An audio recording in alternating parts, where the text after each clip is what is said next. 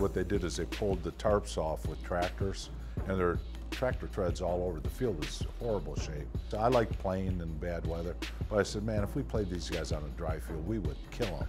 So after the game, we came in the locker room. I go, Dad, what the heck were you doing? You're not supposed to be out here. He goes, I told you, I'm not going to forget. You told me you're going to play. I told you I'm going to be here. I said, Brian, I think you're going to be the MVP, because that guy could see the field like nobody I've ever seen.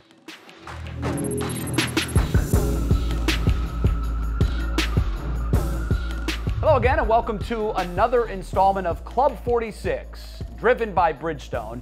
I'm Jay Crawford, thrilled to be joined by a guy who had the great distinction of playing for two groups with all-time outstanding nicknames.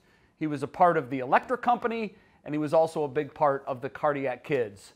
Hello and welcome to Hall of Famer Joe DeLamielleure. Joe, great to see you. Great to see you. Great being here. When I say that about the great nicknames, have you given much thought to that? I mean, someone's lucky if they play for one team in their career that has a great nickname. You had two. Yeah, I had two, and I played for 3 MVPs in the league. OJ twice, and then when I got traded in '80 to the Browns, Brian.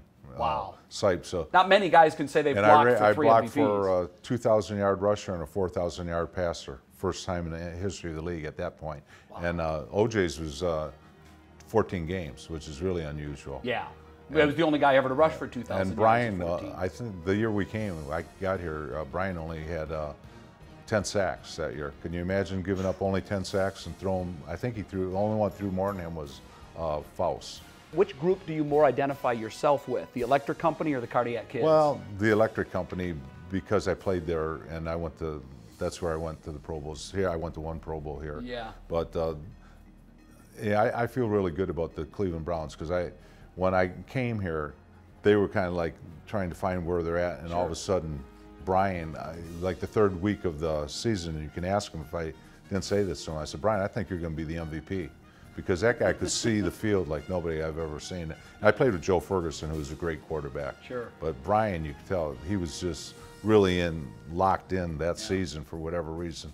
And we had a good line. I mean, Deacon DeLamielleure and Robert Jackson, I took his place. Yeah. And Cody Risen was outstanding. Yeah. And it all starts up front. Yeah, it was pretty good, and we had good coaching and everything. Sam was great. Yeah. And it was a blessing for me to come here from where I came from. When you look back on your years with the Browns, what are some of your more fond memories? Actually, they're every day, because you stay in contact with the guys you played with, Clay Matthews and Dave Pazzulli and Cody Risen. You have Dick Ambrose. You have such great friends. Right now, I'm praying that Clay gets into the Hall, which he should. I can't believe he's not. Feels long overdue. Long overdue. And I don't care how they count. They didn't count Pro Bowls like they did back then, like they do now. If he was playing now, he would be in Pro Bowls all the time. But back then, it was the defensive coaches and the other opposing players only on the defense or offense, that side of the ball, could vote for you. Right. So, Clay was an unbelievable player.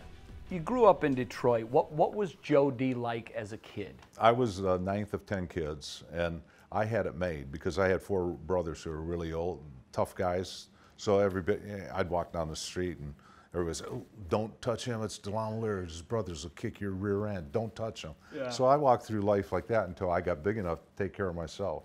But I was the only one to go to college. So it was a big deal for my mom and dad and my brothers and sisters to see me actually go to Michigan State. And never in a million years did I think I'd go to Michigan State when I was in high school. It's just one of those things that happened. I can only imagine what it's like growing up, one of 10. We had one bathroom, no lock. There was no shower. It was a tub, and my mother told us, "You boys start taking showers over at school. Join the team." So that's how actually everybody started playing sports, because we wanted a shower. And you didn't have to wait in line at home, and there were 12, 11 other people. Nobody would go there. We bathed once a week if we wanted to, or we didn't. I'm not joking. That was like, they say, hey, you go to college and you shower every day? Oh my God, this is great. So literally, if you connect all these dots, and we'll go from dot 1 to the last dot in the line, You're in the Hall of Fame because My you family. couldn't shower at home. Basically, and I had older brothers, and we grew up in I don't want to say a tough neighborhood, like a neighborhood tough, Sure. but the kids were tough. Right. Man, they were hard-nosed kids. Right. And we played sports constantly from sunrise to sunset. Came home when the lights, the street lights came on. That's when we had to be in the house. Right. And there was up in the morning, 5:30, go help my dad clean the bar. There was no mercy. Like, I can't even imagine a kid growing up in our house. I look at sports. The very first game I played, we played against New England Patriots, and I was starting. I was a starter. And everybody said, what were you thinking? I thought to myself, my dad was 43 when he had me. My mother was probably like 38. And now the 9th of 10 kids is starting in the National Football League. That doesn't happen, That's ever. amazing. It was an amazing feeling. That's what I thought. I didn't think of anything else. Like, hey, I'm starting in O.J. Simpson's bat. And he broke a record that game. O.J. broke a rushing record. Was that his 275-yard game? Or? That was his 250. 250. But okay. he broke a record. So I thought to myself, I never thought once about, hey, I'm doing pretty good or anything like that. I always thought about my friends that watched me in high school, my mom and dad, and my brothers and sisters, who are actually watching a sibling play in the National Football League. It was an amazing story. And my dad. What did that mean to your parents? My dad was. It meant everything to him, but he had a hard time expressing emotions. Emotions back That was back the then. time. He didn't do That was it. the generation. But we had tickets to the Lions game for Thanksgiving. Every Thanksgiving, they played the Packers. In 1961, I'll never forget this game. It was 62. The Lions sacked Bart Starr 10 times, and we had 6 tickets from Stroh's Beer. My 4 brothers sat way up top, and me and my dad, because I'm the youngest, got to sit with him like down near a box. So I said to my dad, I was nuts about football, and they were killing the Packers, and I go, Dad, I'm going to play in this. I'm going to play in this game someday. And how old were you? I was 1962. I was 11, wow. And most old men or most dads would say, "Yeah, when you do, kid, right, you're going to do that." My dad, without batting an eye, he goes, "When you do, I'll be here." Wow. And we played Lions at Thanksgiving game. OJ broke the record. I was playing in that game. Long story short, it's got to be short because he had a heart attack, and he couldn't go to the game, but he checked himself out, and he did go to the game. So after the game, we came in the locker room. I go, Dad, what the heck were you doing? You're not supposed to be out here. He goes, I told you, I'm not going to forget. You told me you're going to play. I told you I'm going to be here. That's an incredible Never story. said a word for 30 years or however long it was, but that's what happened. Wow, that's an incredible story. Then we'd have a big Thanksgiving dinner at the bar after, and that was like one of the coolest Thanksgiving because the Bills let me stay home to celebrate Thanksgiving, and we had it at my dad's bar. The bar was closed that day, and everybody came up after. It had to be a huge celebration for family and friends. But we lost the game, but OJ broke the record, so right. You can't tell me that guys aren't sometimes happy that they broke a record, even though they lost the game. I was, because it's not about me, it's not about OJ or anything like that. It's about your family. Right. Dad owns a bar in Detroit. Still there. 71 years. It's something like that. Controlled. My nephews and nieces now own it. Wow. How did that impact your life early on? It was our whole life. It was my family's whole life. We went there every day. They ate a lot of burgers. He was like, I'm a real Seinfeld guy, so he's like the soup Nazi, because you walk in the kitchen, he just got a little thing here. These are all factory workers. They stick their cheeseburger, then they go out and he'd come out and deliver. Right. Or when we were kids, we'd go deliver it, take it out to the thing. So we were cleaning the bar, delivering the food out to the patrons. And is it still in the same spot? Still same spot, same building. They just expanded. When did you start helping the family business? When I was 5. 5 years old? Even before that. Really? Yeah, they wake you up, hey, go fill the salt and pepper shakers. Then my dad would walk like, hey, Joey, you're going to make something of yourself. Cool, Dad. Wow. Cool. But that's just, and I didn't go to kindergarten. He said, you don't need it. We need you here. You got to fill it. Labor laws to him were, he would have been in jail because it was all child labor. Sure. And I remember I was 16, I was tending bar. I go, Dad, cops could get me. He goes, cops? You kick the crap out of a cop. You're bigger than they are. You're not going to get in trouble. Just get your rear back. Joe, how do you think working at such a young age, even though it was a family business and it was taught- fun? How did that change? What did you learn from that? How did that change you? It's made my life because I get up every morning like at 5:30, 6 o'clock, and I work out. I stretch, I do whatever. But work ethic. I mean, it wasn't, there was no question what you were doing. You were doing something for the family when you got up. It wasn't, I never went to one of those deals.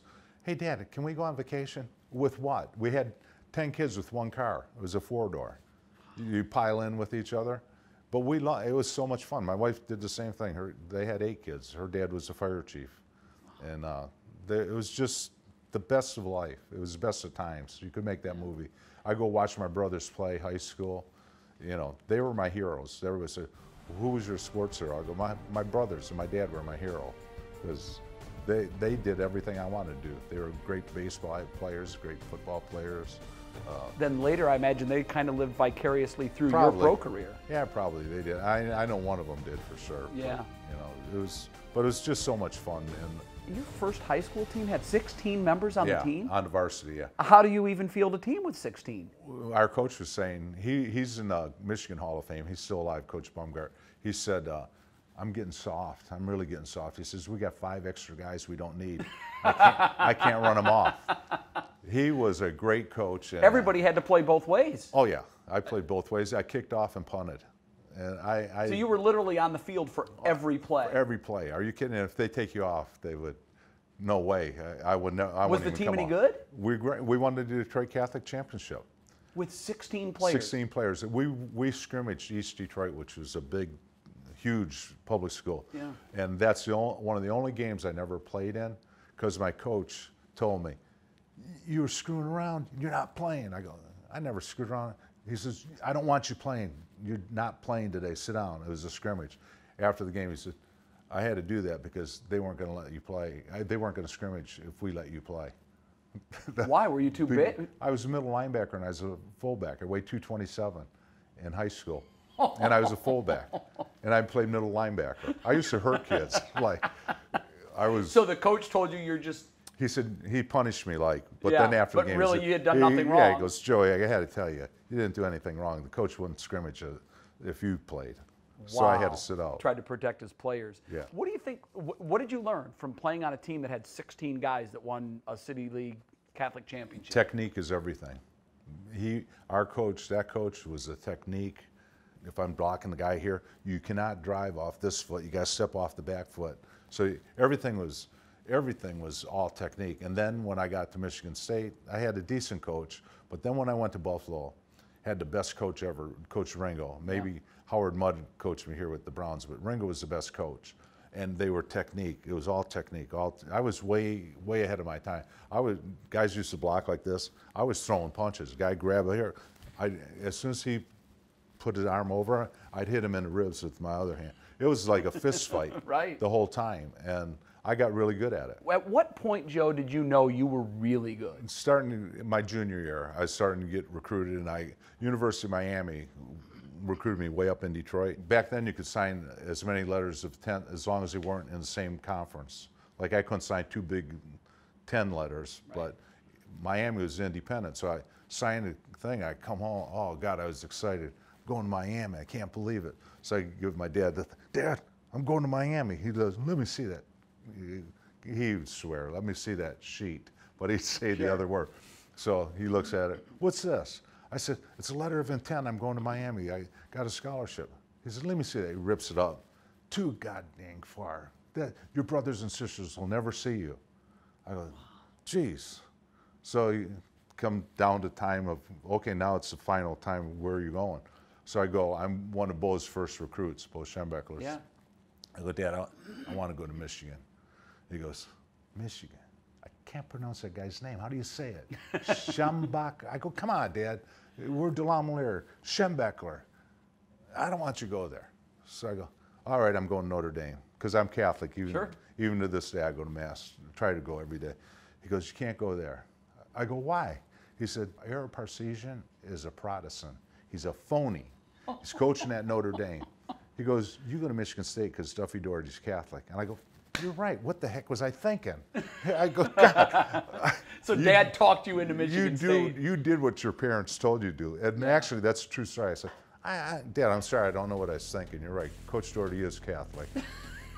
That's how I went to Michigan State. It was my third choice. So take me back to the time you're leaving Michigan State and you're about to become a pro. Today, the whole draft experience takes place under the limelight. What was your pre-draft experience and then draft day experience The like? pre-draft, the day of the draft, I had a 5-credit class, 100 true false questions that I had to pass to graduate in 4 years on time. So my wife and Jerry's, I go, hey, if I get drafted, it's the day of the draft, it's not on TV. Pull the blinds up and open the door. Like, then I got drafted because only one team contacted me, Pittsburgh. They said they were going to draft me in the first round unless J.T. Thomas was available. Only one team? You had contact with one NFL team? One team that called me before the draft. And San Francisco called like junior year. But Pittsburgh called and they said, if we don't take you then, we're going to take you the first guy in the second round. Like they had a high pick in the second round. But J.T. Thomas was available, so they took him. Mm-hmm. So then there was no communication. Like, I'm not watching. I didn't know who took J.T. Wasn't on TV then? Wasn't on TV anytime. So anyhow, I come home from my test, which was like 3-hour test. It's like 12 o'clock or 1 o'clock. Draft started at 9. I saw the doors shut and the blinds are down. I'm like, oh, God. So I opened. She goes, nobody's called. And then, like, right then, minutes later, the phone rings. It's the NFL. So the guy who, I pick up the phone, hey, we just drafted you in the first round. I hang up oh, great. I hang up, slam the phone down, call my dad. I just got drafted by Pittsburgh in the first round. They call me back. Larry Felser was the sports writer. He said, what do you think about playing with OJ? I go, playing with OJ? What?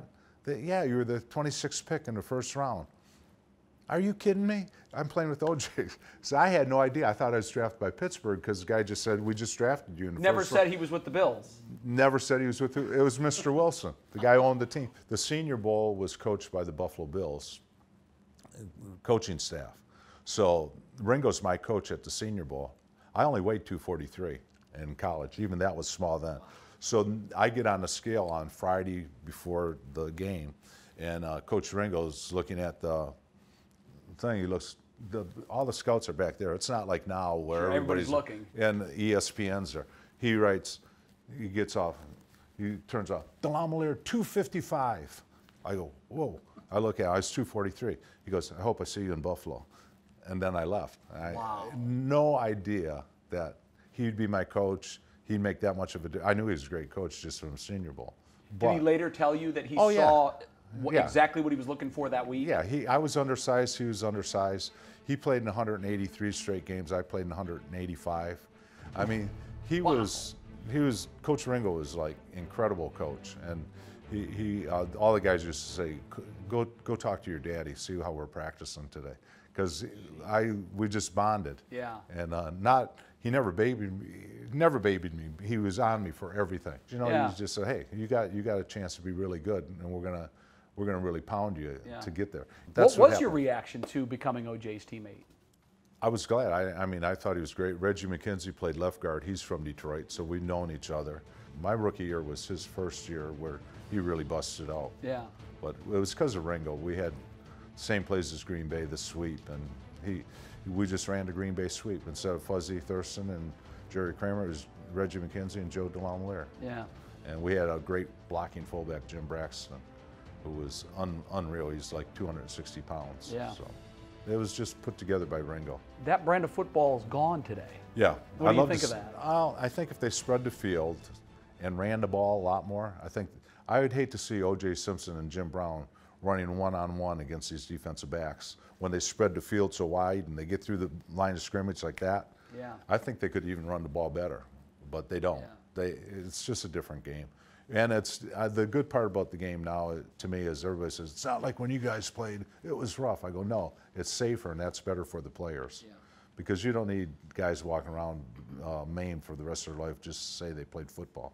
Before you actually start with the Buffalo Bills, coming out of Michigan State, you had a real scare. Tell us. I had to go take my physical, and all I was doing it was so I could sign, because you know, we didn't have agents back then. So I go get my physical at Buffalo General, and the doctor says, there's a problem. I go, well, what? So Lou Saban calls me and he said, look, you flunked your physical, you can't play. I go, what? You got some inverted T-wave with your heart. There's something wrong with your heart. I can't believe it, so we're riding home.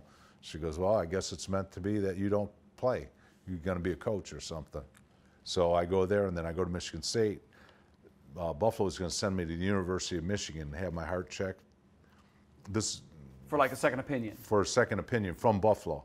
And Duffy Doherty, who's crazy, he said, nobody from Michigan State is going to Michigan to get checked. And he said, I have a friend at the Cleveland Clinic. We're going to send you down to the clinic. And I called Mr. Wilson. I said, instead of going to Michigan, they want me to go to the Cleveland Clinic. And he said, okay, we'll pay for it. And the Bills said they'll pay any medical surgery for it. So they sent me to Cleveland Clinic. I'm thinking we're coming here to, you know, tell me what's going to happen. You know, do I have to have open heart surgery? Who knows? So I go in there. The doctor, she's with me. My wife's with me. They go feel your pulse. Lay down on the table. Lay down on the table. They feel my ankle, the pulse. And the guy said, look, they made a big mistake. There's nothing wrong with you. I said, we got to give you a cardiac cath. To prove it, they put me on a bicycle, and I broke the record at the Cleveland Clinic. Like I was, for real. It lasted a long time, that record. And they said, there's nothing wrong with you. So I go, holy crap. I was probably a free agent. I wasn't smart enough to think. I drove up to Buffalo. We got up there so quick. You were just excited that you'd be able to play. Oh, I didn't think I was going to ever play. Wow. Yeah, that's my whole life. I'm telling you, my life is like, but that taught me a lesson to enjoy football. Because you almost lost it. Yeah. Then I go to camp early, and the coaches go, what are you here for? I go, to discourage, I'd always go a week early, to discourage my competition. I want them to think I'm crazy. And they did. People, you really like this. I'd run in between sessions. Yeah, I love it. I did, though. Wow. I would have played for free. Mr. Wilson tested that. Almost made me play for free. Buffalo fit you well, I think, just because of, you know, Buffalo, Cleveland, and Detroit are kind of like rust bucket cousins. You know, when I was all here, the same mentality. They asked me that question. They said, you're a blue-collar guy. You played, born in Detroit, drafted by Buffalo, traded to Cleveland. I said, yeah, my biggest fear is Gary, Indiana is going to get an expansion team. And I got all these calls. People wrote me letters. Come to Gary. It's a lot nicer than you think. It wasn't like they were upset. They were just glad I mentioned it. It was in Sports Illustrated. Like they said it. They said you meant it as a compliment. I was very complimentary and very hopeful they never did get a team. I would have been there. So in Buffalo, you mentioned the success that OJ had with that terrific line, but I always found it interesting that an offensive line, you're only recognized when there's a penalty. Right. But your offensive line actually had a nickname. How did Electric Company come about? And well, what happened was there was a cartoon called The Electric Company. I don't know if you remember it. Yeah. So they were saying, after a couple games, they were saying, we got to come up with a nickname. Not us, the fans were. So Bud Tallman was the PR guy. Yeah. And he had a 10-year-old son, and he watched the thing, the Electric Company. He goes, hey, Dad, why don't you call those guys the Electric Company, because they turn loose the juice. Wow. O.J. Simpson. Yeah. And that's how it picked up. That's how it is. And that became the Electric Company. Yeah.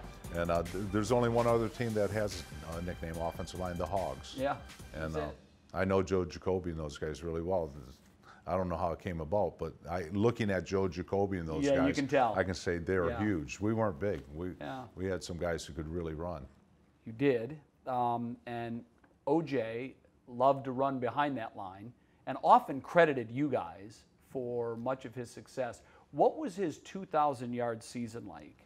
Well, first of all, he would have broke 2,000 way back when, because we played a couple games. Like he sat out a part of the New England game when he had 250 the first game, and then we had more yards, and he sat out some games, like because we were beating them, and nobody was thinking at 2,000 yards. Jim Brown had the record at 1863, I think, was his record, and so once we got to the seventh game, we played the Kansas City Chiefs. I think it was on Halloween night, but OJ went for 1,000. He broke the 1,000-yard mark that night.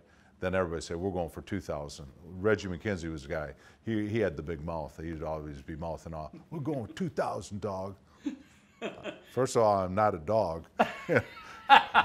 But, you know, but that's just how he was. So then it started like, wow, after 7 games, he really did have a shot at 2,000. Then you felt you had to live up to it. Yeah, right? well, yeah, put a lot of pressure on us. And he could have gotten a lot more than 2,000 though, because he came out early in a couple of those earlier games. Yeah. And he would have, and if he didn't have a record to shoot at, he was actually, when he got the 1,000, started to shoot at Jim Brown's record. Yeah. Where he So said, 2,000 just happened. yeah, it just happened. What was OJ like as a teammate? One of the best. He practiced hard. He practiced like he was going to get cut, which amazed me. He was a superstar who practiced like a guy who's just trying to make the team. He always would run his 40 last when he came to camp because he said he's just going to beat the best time, which he always did. And if he had a flaw, it was he thought he could do everything great, no matter what. I mean, didn't matter if he played tennis, shoot pool, Yeah. anything. He thought he could do better, and he was just really a great runner and great football player. Yeah. The rest of it he was okay at. Yeah. When Buffalo ends and you're traded to Cleveland, it was 1980, I believe. How did you Yeah. feel about being traded from Buffalo and coming to Cleveland? I held out of camp because I had Lou Saban, who was a Cleveland Brown. Yeah. Lou Saban was a Brown, like through and through, hard-nosed, but he became the head coach of Buffalo. So he was the one who drafted me with Coach Ringo and everything. So when he left, he actually left over the OJ contract because he didn't want to pay OJ that much. He wanted to pay the linemen and spread out the money, but him and Mr. Wilson had a falling out, so Lou quit, and they hired Chuck Knox, who I was really excited. He's Ground Chuck, they called him, and all this stuff. Then he's trading all my friends, Tony Green, Jim Braxton. He's letting all these guys go. So I said, look, I want to get traded because I could see coming down the road. I just didn't get along with the guys, so I wanted to be traded. So he said, where do you want to get traded? I said, I'd like to get traded to Detroit if you could, which I didn't want to go to, but I know how Chuck was. Sure. That would be the first team he'd trade me to. Monty Clark is the coach of the Lions. So Monty's calling me all the time. He said, just hold out, don't go to camp, which was killing me because I always went to camp. Right. It was early. If I didn't show up on a certain day, I'm put on the did not report list. So I reported and to camp, and then I had to go up and see Chuck, and he said, you know, I thought you weren't coming to camp. I said, I wasn't going to come to camp, but I'm not going to let a little squirt like you, in a lot worse language, cut my career short. So I'm here, I'll play. Before I hit the door, he traded me to Cleveland, which he thought was a punishment because he thought I wanted to go to Detroit. I didn't want to go to Detroit because Cleveland had a big satellite at the bar. Yeah. And I couldn't believe I got traded. God took care of me because every game was televised in my dad's bar from Cleveland. So Wow. I'm going, whoa. And I get to drive here.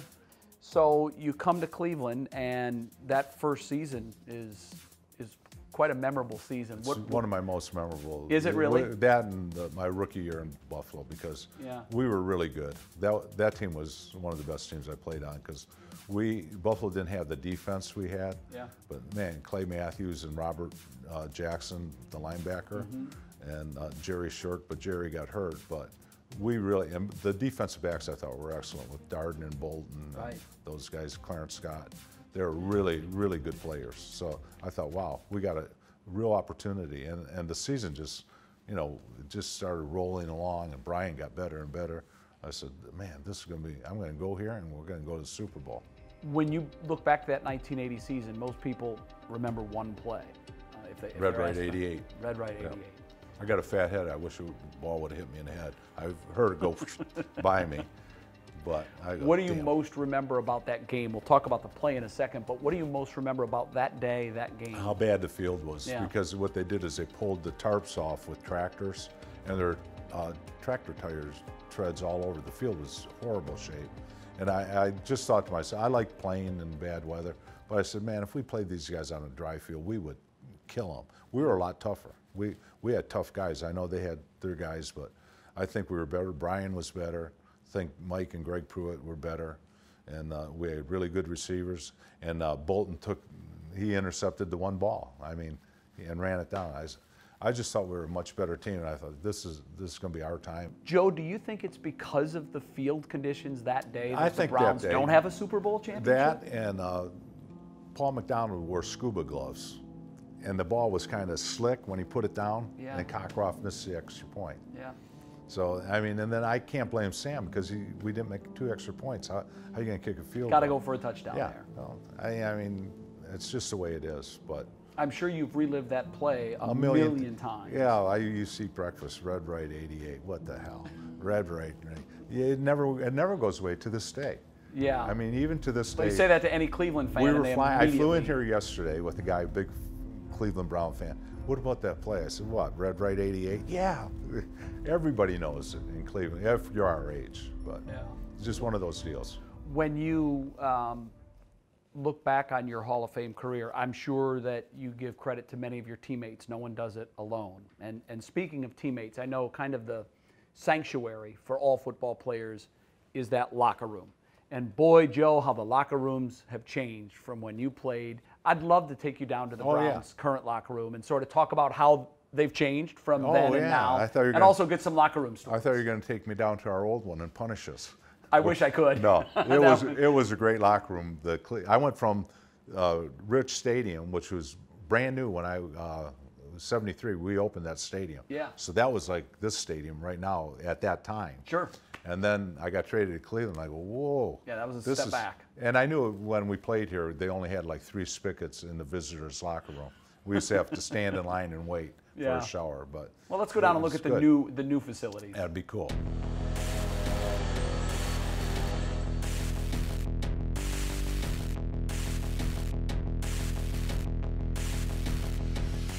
Well, Joe, here it is. It's probably a little different than what you remember at the old stadium. Yeah, the old stadium didn't even have carpeting. It was concrete, and it was cold most of the time. And I played in visitors when Buffalo came. We only had three showers total. There were like 8 up there, but only 3 worked. What was the times in the locker room like with the old Browns? What comes to mind when you think about those times? One of my the guy next to me was Charlie White, who to me was one of the most amazing football players I've ever seen. I don't think he had an ounce of fat on him. Yeah. This guy was, and he was a hard-nosed kid. I mean, really hard-nosed. And he would just come in, not say much, just put his clothes on, go out there to practice, hardly even talk. Yeah. Then you get another rookie like Dave Pazzulli, who came from Pitt and never shut up, basically. And he was a jokester. So it's constantly picking at each other. And Clay Matthews was a great one. Did you find when you left the game that were you looking for something to replace this? Yes, still am to this day. Because after you win a game, you give high fives. After you lose it, you're sad. When you're in the business world or anything else, nothing is that instant. Football is like this. In 4 to 5 days, you know what you're doing. In 2 or 3 hours, you know if you won or you lost. Football, you found out like that. Man, 3 hours, I did good or I did bad. Right. And even when you did good, sometimes you played bad. And when you played bad, sometimes you played good. Yeah. So it's never just a total happiness, like unless you win a Super Bowl. There's always something to work on. Yeah, there's always something to work on. If you never capture the Super Bowl, it goes on forever because it's gone. You will never get that opportunity unless you're playing. And that's what I think about locker room. Nobody understands that unless you played the game. You're a winner or you're a wannabe winner. So after your time in Cleveland, you weren't done in Buffalo. You go back to Buffalo for one final season. I went back because Coach Ringo was there. He went back to Buffalo too. And then I was playing, we were terrible. That was a bad year. We had no quarterback at all. So my wife and kids stayed home. That was killing me because my family's first. And so I hadn't seen them in like 10 weeks. So I get these premonitions like we were playing San Diego and we really sucked. And I'm playing a lot more than I thought I should have been playing because they were just bad. And I went to Coach. I said, look, I'm not playing. I'm done. Football's like, so I had 2 games left or something, but I just had a premonition that it was Thanksgiving. And I said, I'm going home to see my family. Yeah, he goes, oh, that's fine. You know, I said, no, I'm not coming back. Because I at that time, I wasn't as big as all the linemen. There was a giant leap in evolution there. They found a pill or a needle or something. They got big. Yeah. Linemen were like 280, 290. Sure. And I was the same. I weighed like 255. And I said, why am I going to play 2 games and maybe get a lifetime injury? Sure. Because I never had a surgery. And I'm superstitious. I go, I think it's time to go. So You I just had a feeling. I had a feeling. I came home. She was shocked. And it was funny because Coach Shula and the Patriots called because they were in a battle for the game, for the Super Bowl. Right. And Coach said, hey, you know, we'd love to have you down here for the remainder of the season. I said, Coach, I started Bill. I want to end a Bill.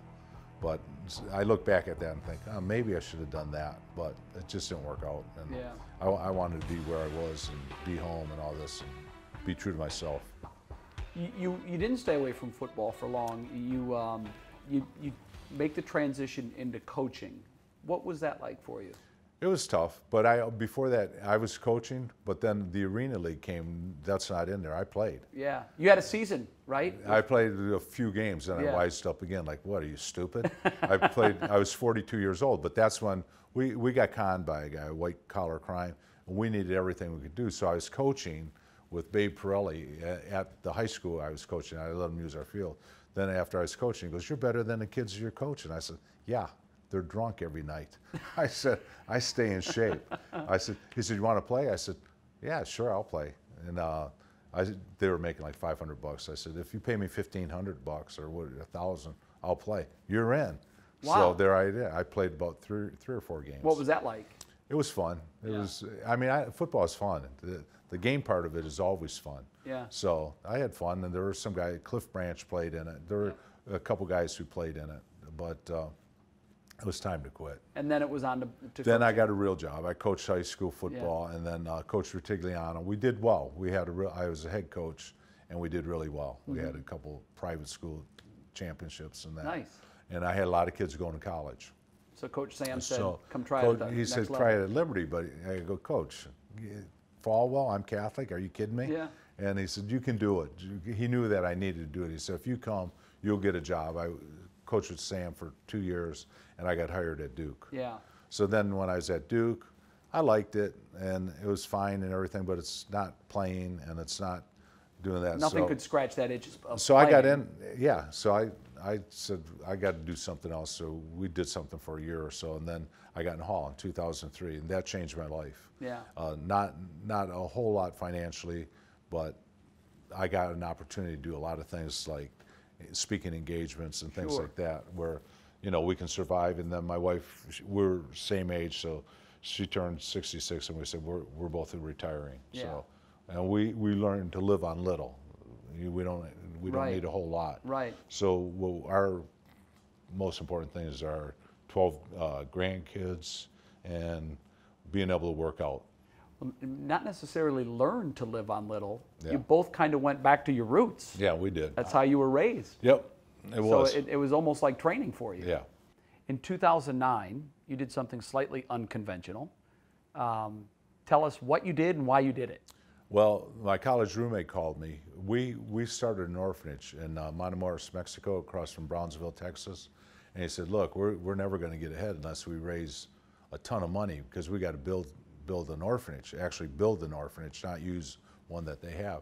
I go, "Hey, I'm in. Whatever you're doing, I'll do it." He says, 3 of us would bicycle to Mexico, and then we'll ask people to give us a penny a mile, and we'll see how much money we can raise.